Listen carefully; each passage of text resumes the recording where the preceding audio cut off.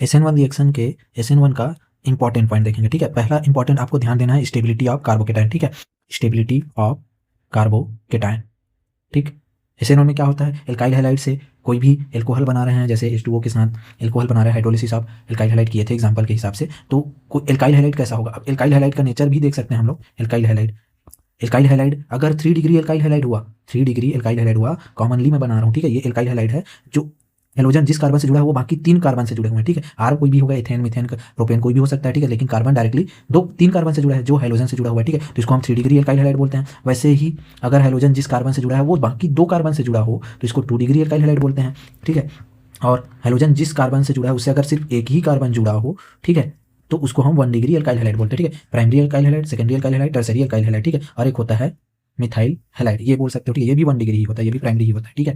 अब क्या होगा, आपको पता है फर्स्ट स्टेप में कार्बोकेटाइन का फॉर्मेशन होता है। यहाँ पे 3 डिग्री कार्बोकेटाइन बनेगा, यहाँ पे 2 डिग्री कार्बोकेटाइन बनेगा, यहाँ पे फर्स्ट डिग्री 1 डिग्री कार्बोकेटाइन बनेगा, यहाँ पे मिथाइल कार्बोकेटाइन बनेगा, ठीक है। यहाँ पे मिथाइल कोई भी होगा, 1 डिग्री कार्बोकेटाइन बनेगा, ठीक है। तो आपको पता है कि 3 डिग्री कार्बोकेटाइन मोस्ट स्टेबल होता है, फिर 2 डिग्री होता है, फिर 1 डिग्री होता है। ये कार्बोकेटाइन की स्टेबिलिटी है, ठीक है। तो आपको अगर रिएक्शन में एल्काइल हैलाइड 3 डिग्री दिख रहा होगा, टर्सरी एल्काइल हैलाइड दिख रहा होगा, तो उसमें रेट ज्यादा होगा सेकेंडरी के मुकाबले, ठीक है। तो यही ध्यान देना है आपको, पहला पॉइंट क्लियर है, ठीक।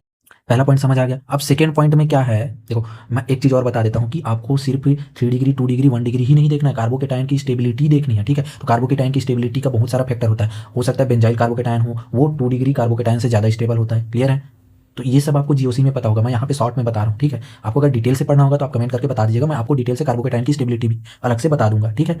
क्लियर है। तो अब सेकंड पॉइंट आपको याद रखना है लिविंग ग्रुप के बारे में, ठीक है। लिविंग ग्रुप, अब लिविंग ग्रुप क्यों इंपॉर्टेंट है, क्योंकि भाई फर्स्ट स्टेप आपको दिख रहा होगा कार्बोकेटाइन बनना, यही स्लोएस्ट स्टेप था, यही आरडीएस था। तो यही आरडीएस था, तो सबसे इंपॉर्टेंट स्टेप वही है, ठीक है। तो फर्स्ट स्टेप में कोई भी लिविंग ग्रुप होगा तो आपको पता है पहला न्यूक्लियोफाइल X- न्यूक्लियोफाइल के फॉर्म में लिव कर रहा था और कार्बोकेटाइन बन रहा था। मतलब लिविंग ग्रुप आपका एक हैलोजन है, क्लोरीन हो सकता है, क्लोरीन हो सकता है, ब्रोमीन हो सकता है या आयोडीन हो सकता है, ठीक है। तो इनकी लिविंग की टेंडेंसी कैसी है, अगर आसानी से लिव कर जा रहा है तो आसानी से कार्बोकेटाइन बन जा रहा है। तो आसानी से लिव करने वाला होता है I-, उसके बाद होता है Br-, ठीक है। उसके बाद होता है Cl-, फिर उसके बाद होता है F-, ठीक है। Fluoride ion, chloride ion, bromide ion, iodide ion, ठीक है। तो यही इनकी लिविंग टेंडेंसी होती है। और ये लिविंग टेंडेंसी क्या होती है कि कोई किसी ग्रुप से आसानी से कैसे लिव कर जा रहा है, ठीक है। इसके ऊपर में I- क्यों आसानी से लिव कर जाता है, क्योंकि इसके ऊपर जो चार्ज है वो थोड़ा डिस्पर्स होता है, तो स्टेबल होता है, तो ये आसानी से लिव कर जाता है, ठीक है।